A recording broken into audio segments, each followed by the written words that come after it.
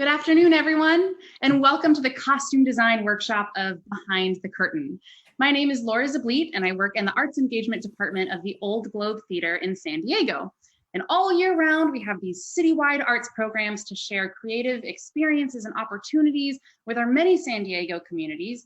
And right now, since the theater building is closed, and we're staying physically isolated, we're still doing workshop series just like this one to make sure that we're staying artistically and creatively connected. So thank you for joining us today. If you've missed any of our prior episodes, check them out on our page.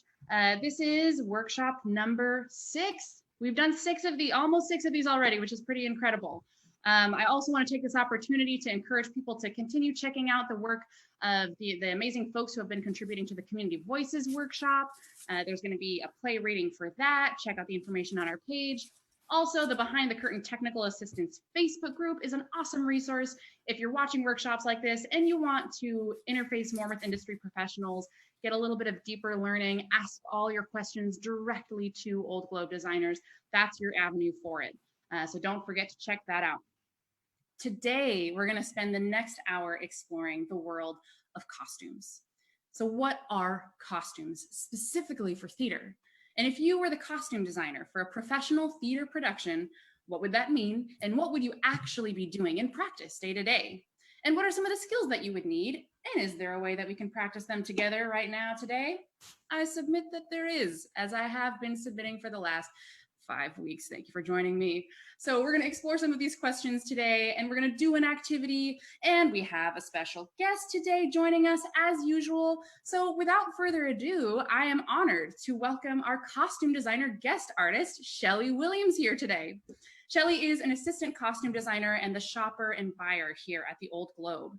She's also a freelance costume designer, and her work has been seen on the stages of the San Diego Rep, Signet Theater, Moxie Theater, among others. She has a bachelor's degree in makeup and costume design from Cal State Fullerton, and a master's of fine arts in costume design from San Diego State University. And today she's going to lead us through what it means to create costumes in the theater. Hi, Shelley, welcome. Hi, it's good to see you, Laura. It's good to see you too. I'm very grateful to have you on the show. It's such a joy to see you. So before we talk about all the very many things that we want to talk about today, let's do a check-in. And so this check-in is going to be for both you, Shelley, and me, and for you at home. You'll just write in your response in the comments.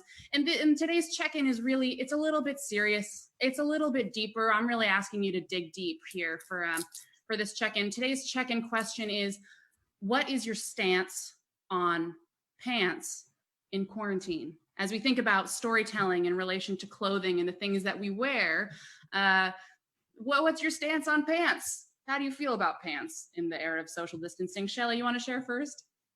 Sure. Okay, my stance on pants is I don't want to feel a waistband around my middle. So jeans, they're gone. Pants, not going to do it. Leggings, sure, leggings are good. I'm wearing leggings now, some fashionable leggings, but still elastic waistband. I mean, I'm just not having it. All right, so kind of like a conditional negative pants are okay. Right. Yeah. Conditionally speaking. I think I'm gonna agree with you there. My stance on pants is there's so many things to contend with right now. Pants don't need to be one of them. Pajama bottoms are great. However, for morale's sake, my stance on pants is that pants can offer a little morale boost sometimes, a little feeling of aliveness. Sure. That sounds very sad, but Shelley, thank you for joining me with that check-in. Please share your stance on pants in the comments section. We're going to be thinking a whole lot about clothing and the way that our clothing affects the story that we're telling and what our experience of that story is. So, Shelley, I feel like something that's so cool about getting to do this workshop with you today is that we met a very long time ago. And I haven't been working at the Old Globe for very long, but we still met years and years ago, way back when I was in high school. And I was in our high school summer Shakespeare program at the Old Globe. And since you've been costuming so many Old Globe shows and you have such extensive experience, the first time I met you was in a fitting when I was a little baby high schooler, yeah?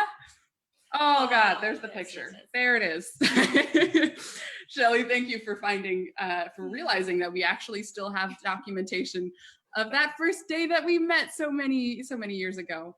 Wow, I'm just gonna block out that part of the screen. Myself very wow.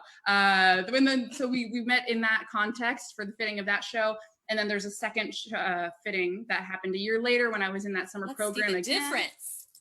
I grew up a little bit, came into myself a little bit, but I always remembered meeting you because that was my first professional costume fitting, you know, for this summer high school program. And I remember that you were so kind, and I remember you had really cool earrings, and it just really made me feel invested in, because this is a program that I do want to take the opportunity to share about today. It's now called the Pam Farr Summer Shakespeare Studio. It's an arts engagement program that takes place every summer, where high school students can participate in a really wonderful, intensive, and diverse theater experience, getting to work with amazing artists like Shelley, and doing workshops with professional actors and directors, and I remember it all these years, and I don't know if that's part of the reason what kept me at the Old Globe and eventually brought me back again, but that's why I would love to introduce our special guest. I am so grateful to get to have Vietka Doe join us today. Vietka is this program, the Pam Farr High School Summer Shakespeare Studio, and so she's going to tell us a little bit about it and how it's going to happen and all that sort of stuff. So welcome, Vietka. Hi everyone, how are you? Thanks for having me. Thank you so much for coming, Vietka. Will you share a little bit about what Studio is and what people can get involved in this summer? Yeah, so it's a really special program, kind of like our version of summer camp, where for 4 weeks every day, the students, we cast them as an ensemble so that they can learn teamwork and putting on a production together. They're exposed and trained to learn the foundations of different disciplines, such as choreographed dance, fight choreography, master clowning classes, and then they devise some written pieces, and all together they'll put on a final showcase that they'll perform right here at the Globe, which is something that not a lot of even professional actors get to do. And so it's a really exciting program. Everyone stays really close, and the students have been staying active. So I'm really, really proud of the work that they're doing that continues. And if you at home are curious about anything that Vietka is talking about, there's a link for more information and to the application in the caption to this video. So do check that out and share it with anybody who you think might be interested. But Vietka, there were also are there internship opportunities that are available through Studio? Yeah, so the deadline for both applications to be part of the ensemble or to be an intern in the disciplines of directorship, in music direction, in dance, and then also stage management. You can find that link also. And those are also due the 16th. And we'll be doing interviews through the end of May, and then you should know before the summer starts. Awesome. Okay, so I want to give as many testimonials as I can, because I came from this program and it meant so much to me as a high school student for 2 years in a row growing up in San Diego. So I did actually find in the Old Globe records my own evaluation that I gave wrote a survey when I was leaving this program back in high school. So I pulled a little paragraph from it because I think it shares just how much that program has meant to me and how formative it has been, so that I can share it with all folks at home who might want to get involved and get to, interact with artists like Shelley. So here's what I wrote in my evaluation. I said, this program is what every aspiring actor dreams of. An opportunity to work with professionals who really care about their improvement, to perform with the very theater for which powerful artists have acted for years, and to be surrounded by other aspiring actors to whom the entire experience means just as much to them as it does to me. It's really impossible to encompass the Shakespeare program in words. How can you communicate 4 weeks of a constantly developing, rich production filled with hilarious directors, workshops that change your view of the world, and fundamentally perfect time spent with your newest, closest friends? You can't. You just have to go experience it and come away from it knowing that you just did the best possible thing for yourself as both a person and an actor that you could have possibly done with your summer. I waxed poetic real hard there as a high schooler, but it really meant a lot to me getting to be a part of this program. And I do want to emphasize that no one is turned away for any sort of payment reasons. So if you're remotely interested, do fill out that application. The link is in the caption. And there's the opportunity to intern. So definitely share it around with any family members or loved ones or friends who you might think might be interested. Thank you so much, Vietka, for sharing with us all about Pam Farr Summer Shakespeare Studio. Would you mind hanging on a minute so that Shelley and I can talk a little bit about costuming before we see you again for a game in just a minute? Sure. Yeah, not at all. Thanks very much. We'll see you in just a minute. Shelley, we have so many things that we want to talk about today. We want to do a fun guessing game with Vietka and with folks at home in just a minute. Before we do any of that, could you define costumes for us? What is a costume for theater? Okay, so a costume is anything the actor wears. So it's their clothes, their shoes, obviously, but also any accessories. So their hat or jewelry, rings, necklaces, whatever, everything. And as David Buis pointed out to us in the props behind the curtain, a parasol, but not an umbrella. That's right. That's right. So anybody who's been really an avid student following along, Shelley has been. So we'll be referencing a whole bunch of other workshops. So see if you can pick up on them. And Shelley, there are times when a costume designer might have a $500,000 budget and just have absolutely no restrictions in what can be created to tell the story of a show through costumes.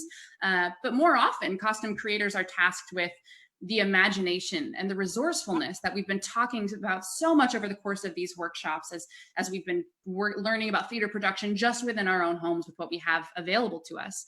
And I know that Shelley, you've been active costuming the Pam Farr Summer Shakespeare Studio, as well as Globe for All, which is our tour that goes all around San Diego and performs in all kinds of venues for which there are restrictions to what can be transported and used. We'll talk about that more in a second. But you're telling a story given these specific parameters. So I would love to, for this game, share some photos of productions that you've designed and just explore what stories can be told with using this kind of imagination and resourcefulness. Does that sound all right to you? Shall we bring Vietka back? Sounds great. Let's do it. All right. Let's bring Vietka back. And let's go ahead and I'll explain the rules real quick. We're going to see a photo, and then you at home, you and I and Vietka are going to try to put our minds together and figure out who that person is. There's going to be a photo of a character on stage, and we're going to just taking clues from their costume, from the things that they're wearing. We're just going to speculate. Who do we think that person might be? What story are we getting without knowing anything else about what the show is or how the actor is speaking or anything? What can we learn just from the costume? And then after you and I and Vietka get our heads together and figure out what we think it might be, Shelley will give us a little bit of insight on what actually was going on behind that costume. All right, everybody ready? Vietka, Shelley? Yep. All right, let's see the first photo. Okay, there's a standalone character Vietka, what are you thinking? Okay, so my first instinct is it looks kind of like a matador. I know there's no red, but he does have that look to him. Yeah, a matador or something like that. Cape has a lot of movement to it. It looks like it might be really fun to play with. And the fringe around his hat is really fun. That's right, though. The red color might be something that would be more associated with the matador. The yellow is striking me a lot here because yellow doesn't feel like a very chill color, you know? No, definitely not. And then I think it's just me, but I think they're wearing Chucks. Is that right? Correct. Which is fun because it's kind of, mix of two different times, I think. Yeah. I was going to say, like, maybe this wouldn't be something that somebody would wear in 2020, but maybe it would be. And the point is just that in this context, this person might be going through something that's very exciting or be dressing for a very specific purpose to be wearing Chucks, but then all of these other colors and all of this other apparel. So folks at home are saying bizarre, playful. I totally feel that. I mean, who do you think this guy is if you were watching a show and you knew that they were dressed in this way? Somebody says a matador right away. It seems very matadorish. So Shelley, will you give us some insight? Who is this person? I will. This is Malvolio from Twelfth Night. Mm. And it is in the cross-gartering scene in that play where some other characters have tricked him into dressing fancifully.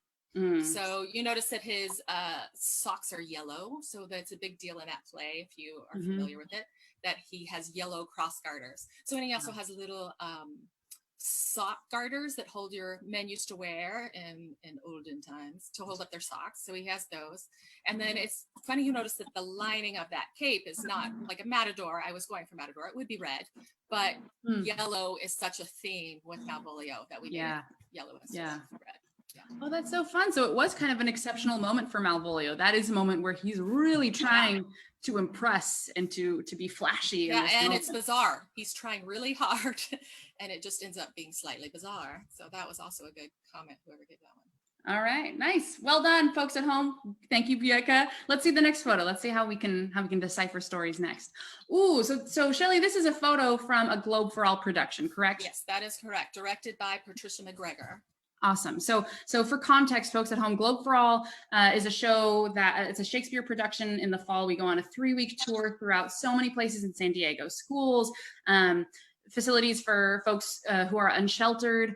We go into correctional facilities. And so there are a lot of restrictions about what can fit in one truck that's going on tour all around, what's permitted into those venues. And also, there's not a backstage, there's not a dressing room.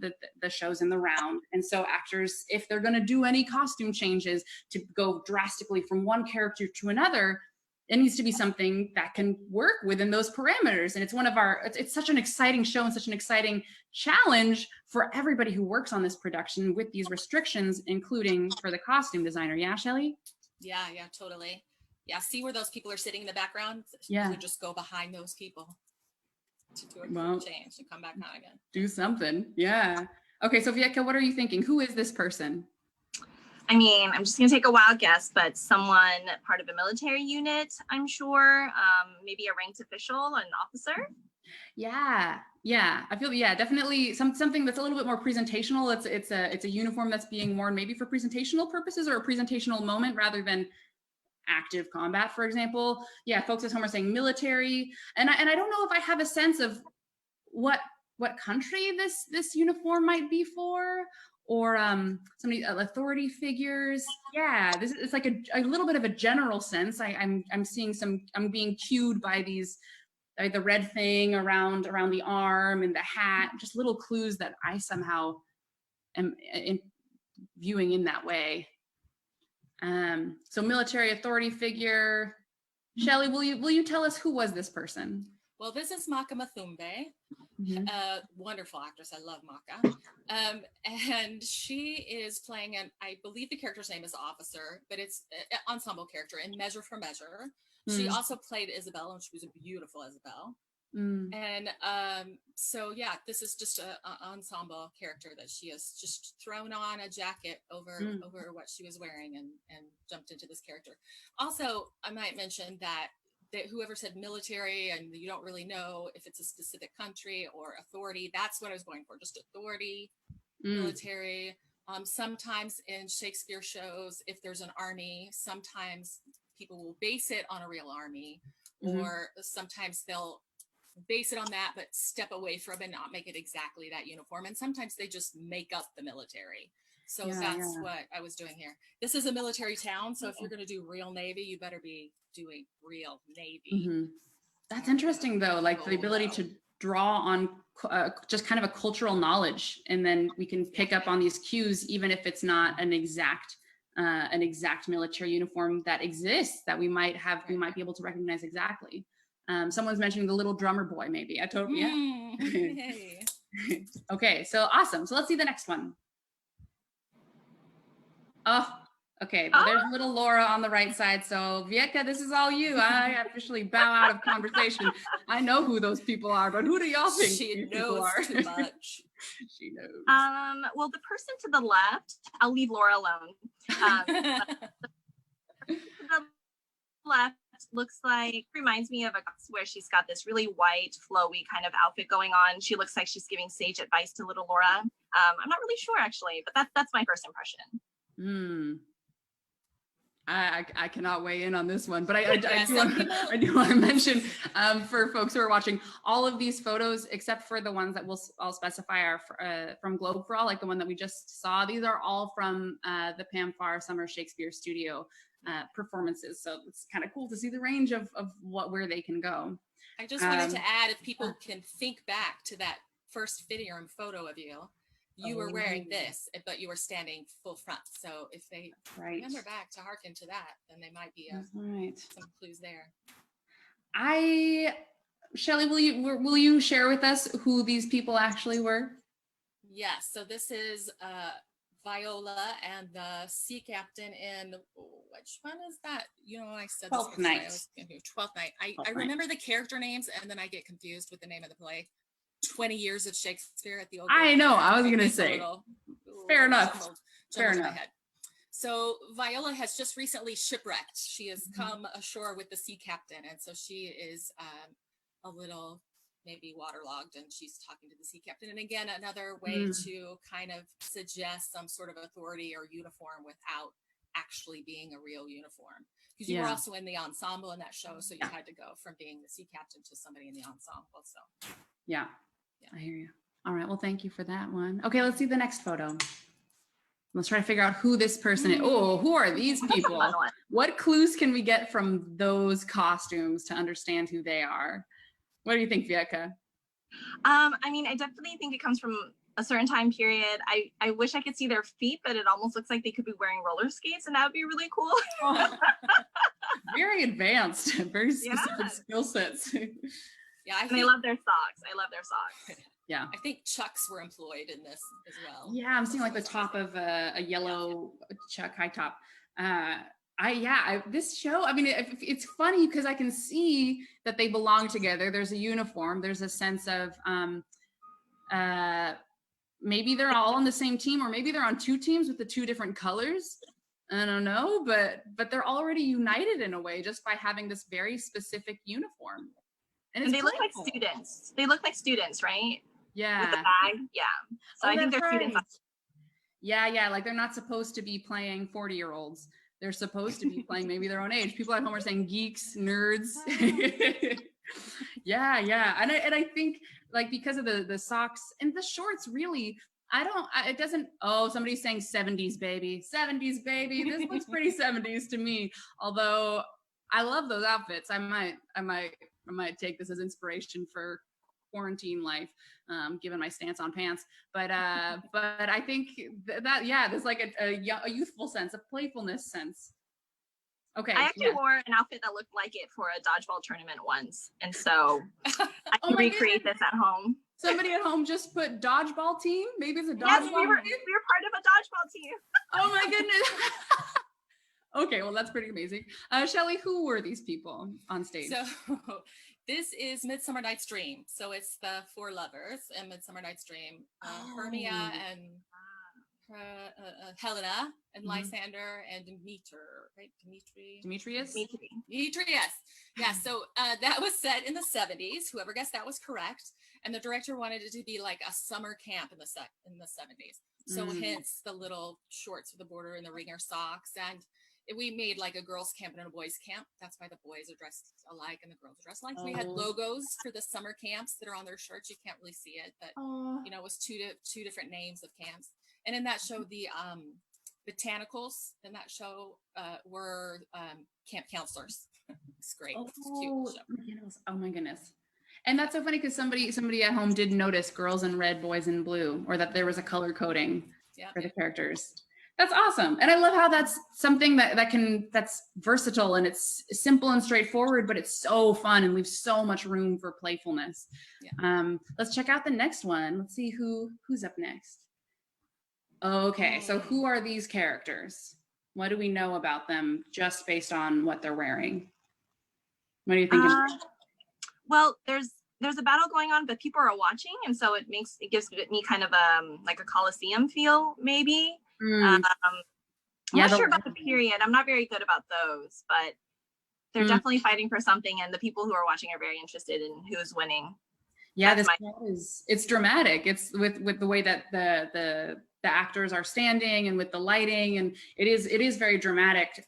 just in general, in addition to the costumes, it's looking like either folks are wearing jackets around their waist, but it looks maybe kilts, right? Oh yeah, it does look like a kilt. Yeah, and if it's kilts, I mean, I'm thinking now of Shakespeare plays in which kilts might make an appearance. Perhaps a Scottish play. Perhaps.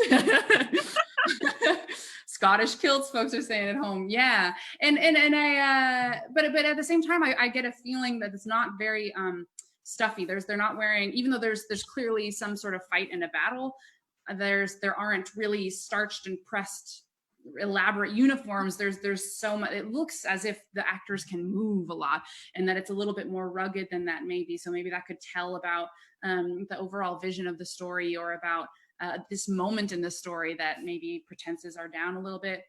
Folks at home are saying kilt battle vibes, Scottish kilts, Scottish Highlands. Yeah, I'm feeling all of those. Okay, Shelley, will you share with us who these characters actually were? Yeah, so Vieka already said the Scottish play, but I am in my apartment. I'm not in a theater, so I can actually say that it was Macbeth that you're looking at. Oh, that's right. So that's a little fun history fact. It's supposed to be bad luck to say the name of this play. The students kept calling it that year Mac Daddy. They wouldn't say Macbeth, they would say Mac Daddy. Huh? So that's the final battle between Macbeth and Macduff in that. Awesome. And the concept for that show too. So when we do the Summer Shakespeare Intensive, we're doing these plays like Macbeth with teenagers, high school students playing adult characters. So sometimes we'll kind of figure out a way around that. You suspend your disbelief and believe it. But in this particular concept, it was something about that they were going to some sort of competition, and they crash landed on an island with their plane crashed. And so they had these kilts with them because of the competition. And then it started to get a little Lord of the Fly-ish on this island once they crashed, and that's how it battled. So a lot of the accessories for the show were found objects, and we had the students bring them in, and we crafted them and make them together. So we would take like CDs and bang them with rocks, and then put on a little patch to make it look like with gears and stuff to make it look like a castle, to be able to show status within this world. Also, the kilts were different colors, so we used that to help, different plaids, to try to help people realize who the Macduffs were. There's a Mr. and Mrs. Macduff, Mr. and Mrs. Macbeth, and just to try to help keep it clear about these two people are in this family because they have matching plaid, and these two are that. Yeah. Oh, that's so cool. How there's I mean, we got a lot of it. We figured out what play it was, but that's neat also that the vision of it being a little bit more rugged, a little bit more found object-y. That's awesome. Yeah. All right, let's check out the next photo. Thank you, folks at home. You're doing great. Oh, so this is Liesl Burrell-Getz, one of our amazing colleagues and an amazing local actor. So this is for Globe for All again. This is yes. And while you guys are guessing, I'm going to interject here and say that Jake Milgaard, the great Jake Milgaard, was also in this production. Hey, love our San Diego talent. Yeah. Love our San Diego talent. So Vieka, did you see this production? I was not at the Globe yet, so I did not see the production. And then if you guys want another tidbit, there's a picture of both Jake and Liesl somewhere on our plaza if you look hard enough. Yeah, so, but based on what she's wearing, I can't pinpoint a time period, but she looks really good. She looks really fashionable. Yeah. So I really like what she's wearing. Right? Like with a hat, some sort of noble maybe, or either definitely a noble or somebody who's trying to pass as a noble. Folks at home, who do you think this person is? There's a lot of story in that. It's definitely maybe somebody who's not afraid of attention, a little bit of a flashier person. Maybe, fashionable, stylish. Any other thoughts, Vieka? Yeah, actually, and I think I noticed the same character from before. Is that right? There's the back of Maka. Oh, so now we know what play it's from. But we see our soldier or officer right there. Okay. Does anyone remember what play it's from? Oh, that's right. Okay. Well, Shelley, will you tell us us about who? Yeah, it's Measure for Measure again, and this is Liesl as Mistress Overdone, and Mistress Overdone owns a brothel, so she's pretty flashy. The concept for this show too was wanted to look like it was from the runway, really fashionable and stuff. So The jacket that Liesel's wearing is something that we had in our stock from another show. And it has been accentuated with the lovely fur that is attached to the collar and cuffs. So we modified something from stock. And then the belt that's around her waist is, I bought it at an Etsy shop, and it is recycled tire inner tubes made into like this waist cincher with these little clips. Also, those black seams on the back of Maka's jacket, those are also the inner tubes, the recycled tire inner tubes. So that kind of played in different pieces throughout the show. It was little bits of it here and there everywhere. Yeah. What an awesome resourcefulness and piecing together of ways to make things or buy things. Folks at home, somebody guessed Measure for Measure. Well done.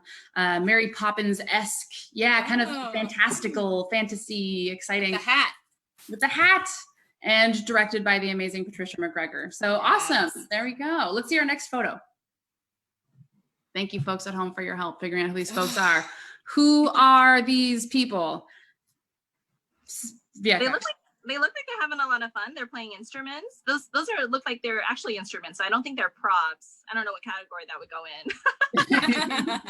You saw a previous choice to just carry a large woodwind instrument just for fun. It gives me a really good sense of like maybe this is an ending where everyone's kind of happy and they're coming together. So that's the sense I get from this whole picture.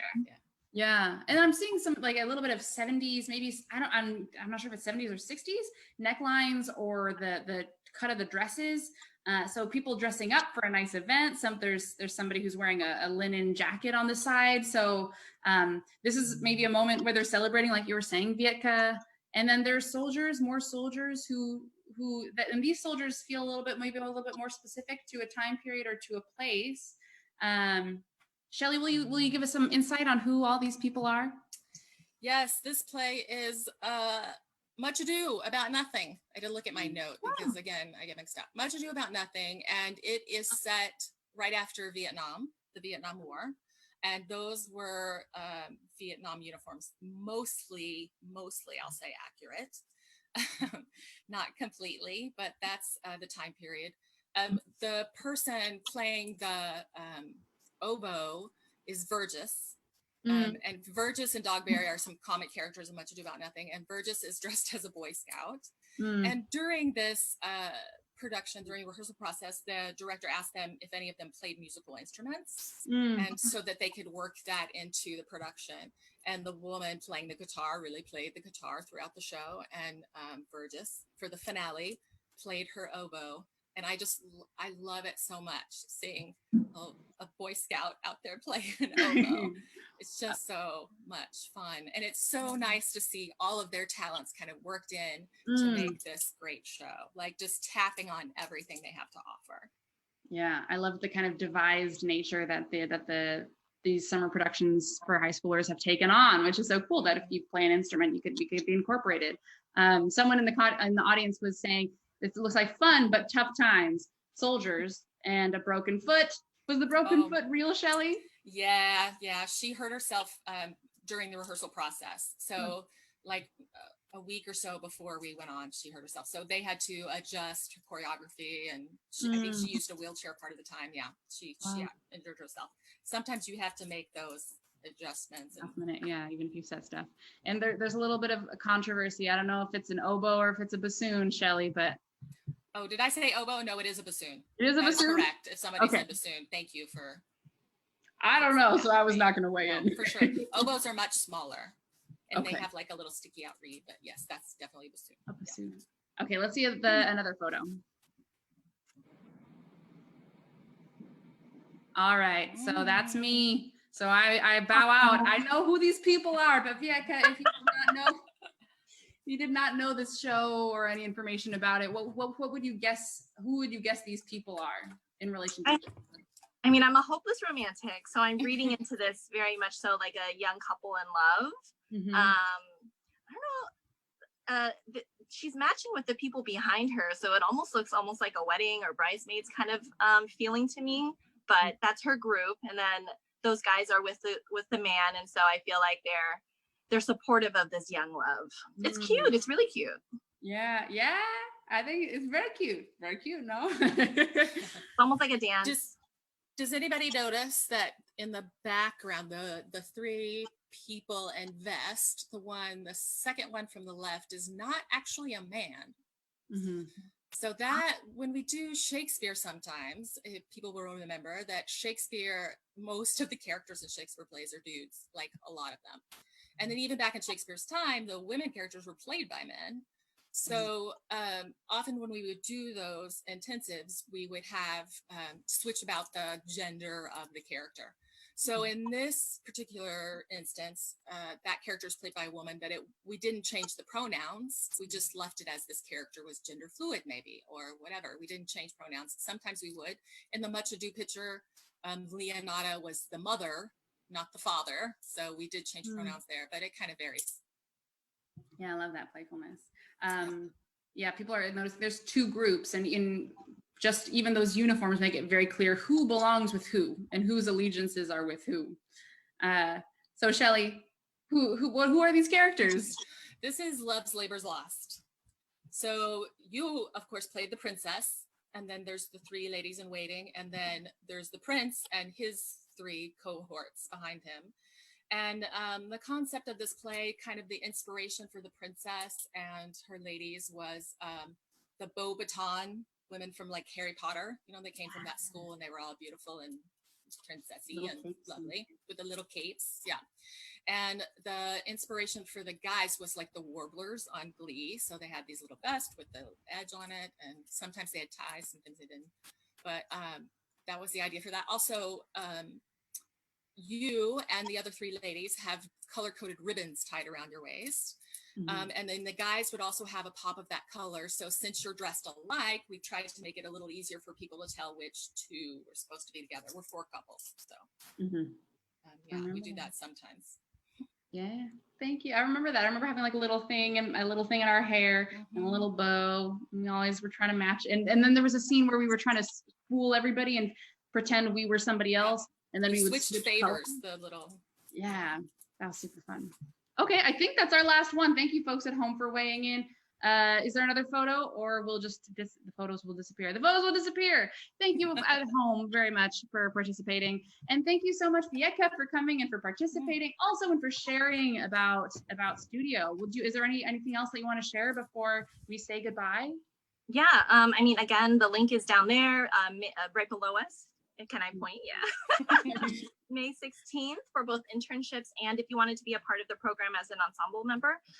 And also, I know, Laura has a theater background, but we encourage folks who also don't have any experience. We call it none to tons.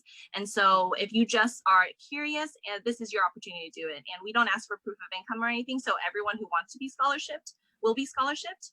And I think that's it. And Shelley, thank you so much for doing all the costumes. I feel like all these pictures really show that we can put on a quality production with the input of what we already have and the creativity of costumes and props.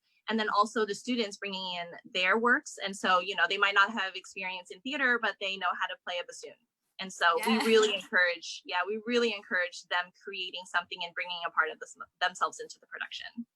Awesome. Well, thank you so much for coming, Vietka. Thank you for sharing. I'll see you around real soon. Thank you. Okay. Thank you. Bye. And thank you, Shelley, for sharing all your knowledge about all those shows. We are quite crunched for time, just as a heads up, Shelley. So we're gonna zoom through some of the logistics of costume design. So Shelley, when you get assigned to a show, what is the process like? Like when you first you find out you're working on a production, what's the first thing that you do? Well, like all the other designers have mentioned, you have to read the script first. That's where you have to start for everything. And I read it once for the story, and I read it a second time to kind of figure out everything that's going on and all the technical things. If anything's mentioned in it about a character might say, "Oh, I love your red hat." So you need to make sure that you design a red hat, and that's in the show because it's mentioned in the text. Yeah.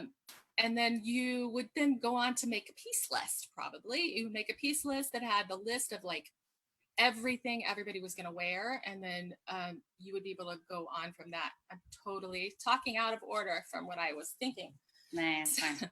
We got the piece list to figure out like logistically, once you know what needs to be made and what has to happen, then you can start actually designing, right? Sure, yes. And then, so when you design the play, you usually draw renderings. You make renderings to communicate to the director and the other designers what it is that you have envisioned. And there's a few different ways you can do that. Here's first example. This is a rendering from my thesis show at San Diego State University. It's the musical version of Triumph of Love. This character's name is Dumas, and he was a gardener. So you can see he's got like vegetables on him, and his pants are like tree trunks. So in this situation, I rendered it using different textured paper, and I cut it out and applied it on here. Just a way to communicate to the director, the other designers, and the shop what you're going to do. Sometimes if you do a sketch like this for the shop or the person that's going to make this, maybe I would do a little extra drawing that showed the back of whatever it was, so they would know how to make it. Yeah. But that's one thing you can do. You can also draw, and then there's some designers, some directors, some people that are visual learners. They like to see it. They can't just picture it when you describe it. So you can draw something and then scan it into the computer. This is a Stella from Streetcar Named Desire, and I scanned it, and then I also scanned a piece of fabric and then scaled that fabric down in Photoshop and then put it into this dress and shaded it. So that way the director could see what I was trying to say when I was showing them a piece of paper. Because sometimes you show them a sketch, it's this size, and you show them fabric and it's like my shirt, and they're like, I don't understand how that becomes on a person. So you could show them that. Okay. And then the last thing I'll show you today, the other way, is if you're doing a modern show and you're not building anything, then maybe you just want a collage. You just want to do a collage. So you can cut out pictures from magazines or off the internet, and then you can just build a closet for somebody. You can say, well, they would wear something like this. Maybe you don't buy those exact pair of pants. Maybe you do, I don't know. But you're giving them an idea of what the person would wear. This also kind of shows, this is from Striking 12. I designed it at the Globe a while back, and it was written by a band named Groove Lily. And so the first act of the show, they would tell the story of the Little Match Girl, a retelling of that story. So that is this part of the board. And then they would take an intermission and come back and do a mini concert. So that's this side of the board. So that kind of shows what, if you're designing for a character in a play, if you're a costume designer, and then if you're a stylist and you're styling an actor for an event or a band for a concert, then that's different things. You're styling a person or a band's image, what they want to portray, or you're doing a story and a character in a specific time and place. So once you've created these visuals to kind of share the vision with the director, with the other designers, so that they have a sense of what they're working with in terms of lighting and sound and wigs and stuff like that, what's the next step in creating the costumes? So the next step in creating the costumes would be to mock up the things you want to build. So we can mock up the costumes. We mock them up in a fabric called muslin. So here's a sample of some muslin here. It's a lightweight cotton material. Actually, I shouldn't say light. This is lightweight, but we get light, medium, and heavyweight. You can get it in different weights depending on what's closest to whatever you're trying to mock up. So this fabric is only $1.80 a yard.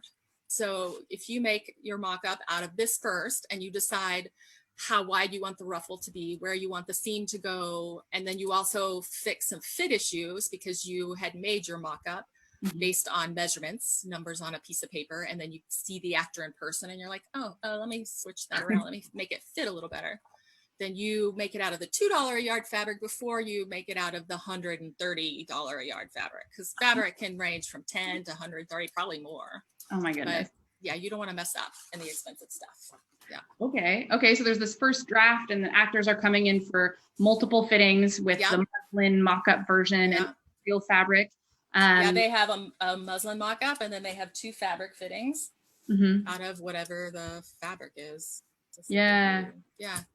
And at the same time, we're also having fittings for the rest of the show. And so David Buis mentioned the build, buy, or pull list. We also had rent, our column.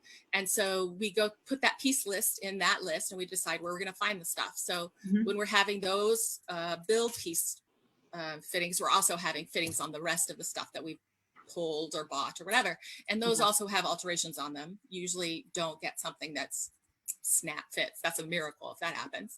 But also sometimes those things on that list might switch. They might start in one column. They might start in the buy column, and then go to the mall to buy a coat, and hey, it's in season. It's December. Like, we're sorry, you're in San Diego, so you don't have those. Or it's a color that's needed is off season. Yeah. So, or an actor that's cast is a modern actor who's 6'5" and works out, and they're cast in a show that's set in the 30s, and men in the 30s, a few of them, I'm sure, but the average height was not 6'5" and going to the gym 5 days a week. So those things will sometimes move from whatever column they're in into the build column. And so as you're building or buying or pulling or renting costumes to get ready for the actual production, what are actors using in the rehearsal room to get a sense of how they're going to be performing? Right. So right as rehearsal starts, right at the beginning, the stage manager, whoever that is, will send a list to whoever the assistant is on the show, and it will be a list of things that they need in rehearsal. So that'll be anything that the actor deals with in the action of the play. So I won't send a pair of pants, because people wear pants and they know what pants are like. But if they have to take off their coats, or they have to take off a hat or put something in a purse, I'll send those items. So we send those, and we go to the warehouse and we try to find something in our stock that as closely as possible resembles the real thing, and we'll send it to rehearsal. We do also send the actors' shoes to rehearsal, their real shoes, so that they can break them in and get used to wearing them and learn how to maybe not walk so hard if they're trying to be quiet, or I don't know. They need to get used to their shoes. Okay. And just a reminder that folks at home, if you have questions about anything that Shelley is mentioning, put those in the comment section so that we can address them at the end of the workshop. And we've talked so much about tech with all the different designers. So Tech Week is when all of the different theater designers come together, and the actors are working with the lighting and the sound and the music and the costumes for the first time. So what's Tech Week like for costume designers, Shelley? Tech Week is not for the faint of heart.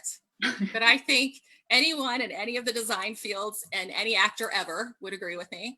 Tech Week is a push. You're pushing for that final goal, and you're all working together and working hard. They can be long, but for costumes, a lot of times in tech, you have fit the costume in the fitting room. Like Laura showed her picture earlier, you're standing like 5 feet away from the person in the fitting room, 6 feet away, under fluorescent lights.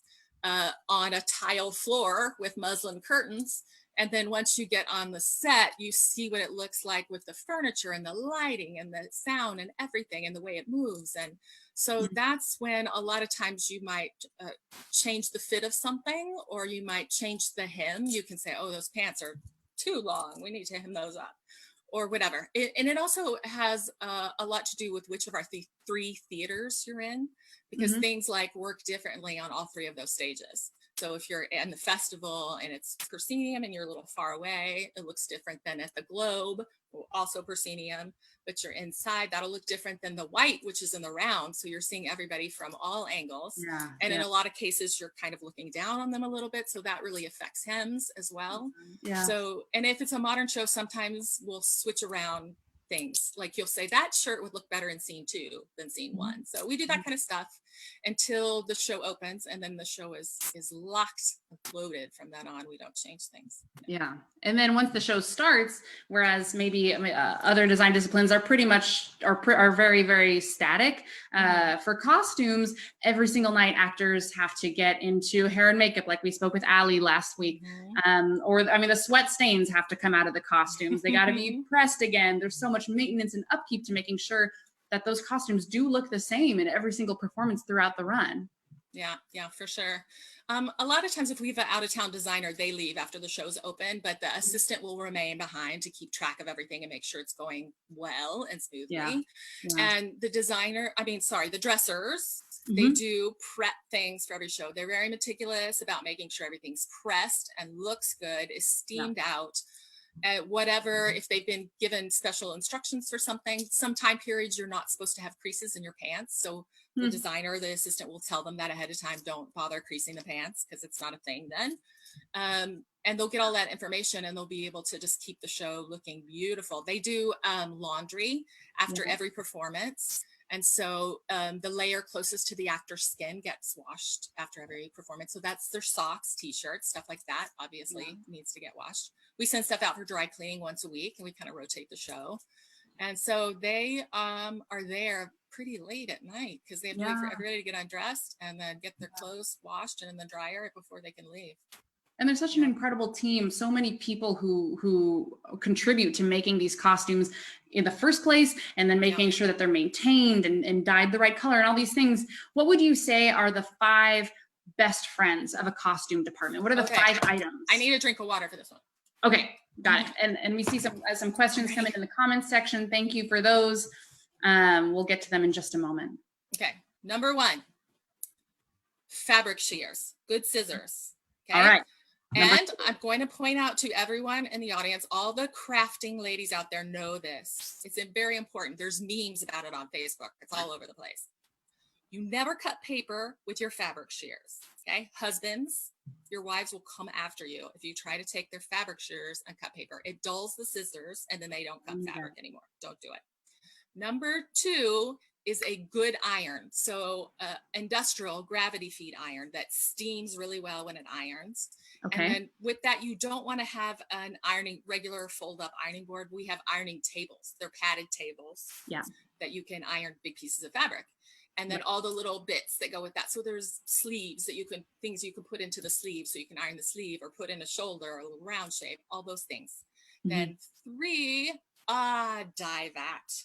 So a dye vat is basically an industrial soup kettle.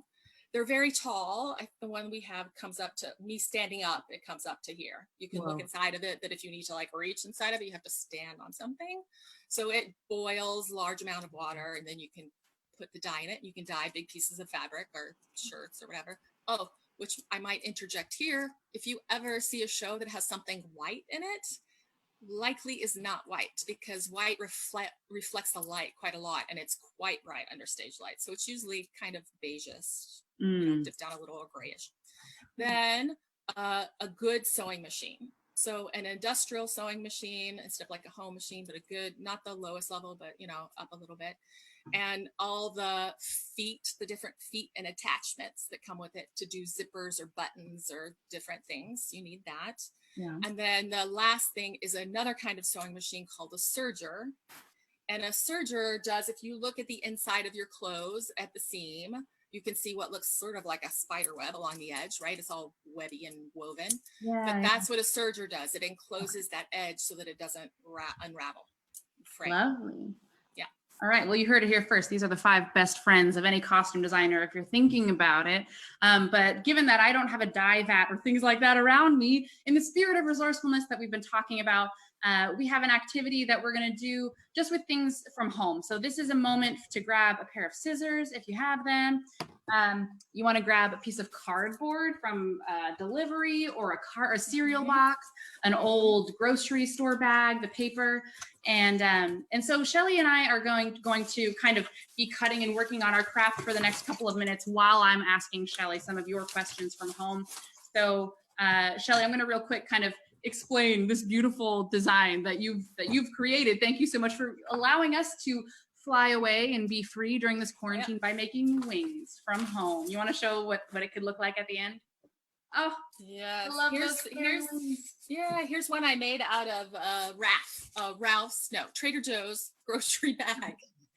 So you can, if you want to use a grocery bag, the way you get the biggest piece of paper is to take it apart by following where it's glued together, the seams. So you take the handle off, you follow the seam down, open up the seams on the bottom, and you get one big rectangle. So then you can make your fairy wings. Where did I go? Okay, here they go. And this is a cereal box. So I've also just taken this cereal box apart. Lovely. And so you can take the cereal box and you can draw the wings. And I don't know if you can see, I've done it sort of with a pencil, trying to figure out the shape I wanted. It can be kind of messy because then you can just get a Sharpie and mark out where you really want to cut. And then you cut that out to get your wings, right? Love it. Then once you have your wings cut out, I'm going to skip ahead as if I was on a cooking show by magic. So here's my wings cut out of cardboard. Then you can just take whatever you have in your house, any kind of art supplies, any kind of markers, crayons, anything you have. And you can just paint them and go crazy. You want to paint both sides of them and just do whatever you want. On this one, one of the things I used was I had some acrylic paint, and I had one of these things. You can still see the acrylic paint on it, but it's just one of those things that you open jars up that grips it. And it was left over. So I could dip this in paint and put it on there, and it gives it sort of a different texture. Oh, there's a section there that is the dots. So how do we affix it at the end? Not that we want to do it now, but. Right. So after you get everything all painted and you want to put your straps on to put it on your body, you can, I'll show on this one that's already finished. I have put it on about 10 inches apart. So the little V here in the center is the center, and then 5 inches this way and 5 inches this way. I've drawn 2 little dots. And then the way you can cut it out, make a hole, if you don't have a hole punch, is you kind of just cut out a plus sign. So you fold in half direction and just take a tiny little snip. Okay. And then fold it in half the other direction and make a tiny little snip. And then you can thread through a shoelace if you have taken a shoelace out of your shoes.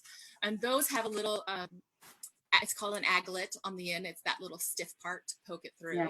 Yeah. You can also, if you don't have that, or if you want to make some t-shirt elastic, which I have done here, this is, you just cut a 1/4 inch off the bottom of an old t-shirt that you don't want anymore. And then because of the kind of weave it is, it's a knit fabric, it just rolls in on itself and it won't fray. And that's actually a good substitute for elastic if you're making a mask. Just FYI, you can use that instead because it's hard to get elastic now. Lovely. But if you want to thread it through that hole, and if you want, this is a tip on threading anything, like if the waistband comes out of your sweatpants or whatever, you can just put a safety pin on the end like this, go through it. And then now you can just poke the safety pin through the hole. Yeah. And then it'll just come out on the other side like that, and you just pull it through. Love it. So while you just tie little knots, and if you then it's a little stretchy, so you can put it on each time without like untying it. If you do it with shoelaces, you might have to retie it every time you put on. Maybe, I don't know. So I'm going to keep working on my butterfly wings, but I want to make sure we have if we could get the answers. What do you do with mock-ups after you're finished with them, Shelley? Oh, a variety of things. Sometimes if it's like a really complicated piece or something, and the draper is done with it, they don't need it anymore to like work on the final costume, we might send it to rehearsal, say this is similar to what you're going to be wearing, try that. Yeah. Sometimes we save them, and especially if it's a skirt, we can use that as a rehearsal skirt later. I believe in that very first picture of Laura in the fitting room that she was wearing a muslin skirt, which was probably a leftover mock-up or something. And then sometimes we just take them apart after we're done with them. Sometimes the draper needs to take them apart in order to figure out their patterns. Yeah. And then we just use those as scrap. We actually cut them into strips and we use them to tie around rolls of fabric. That's so cool. And that was a great question from a viewer. And another one is, where does costuming end and where does makeup and or hair begin? So makeup and hair is sort of hand in hand with costume. They kind of fall under the costume design area. They work together because you don't always have a makeup and hair designer when you're designing. I design lots of places where there's no separate person that's doing makeup and hair. So you have to do that yourself. And sometimes there's a separate person. That's also kind of why my bachelor's degree is in makeup and costume, because I want to make sure I had that information. Yeah. Also, awesome. I just love makeup. Hey.